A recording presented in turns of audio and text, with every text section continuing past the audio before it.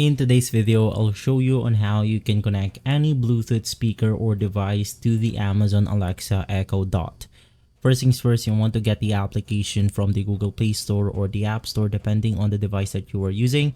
This is going to be the Alexa Amazon application. As you can see, inside your own dashboard, you want to click on the three dots or three lines below your screen. So it's going to be this button right here.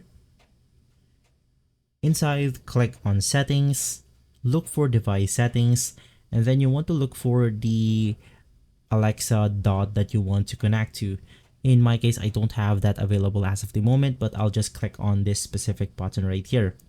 Inside this page, you will be able to click on the connect device button, and from there you want to make sure that the Bluetooth pairing mode is enabled on your speaker.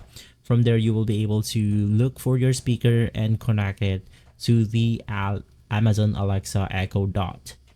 So if this video has been helpful, leave a like, subscribe, and follow Guide to Everything for more videos like this.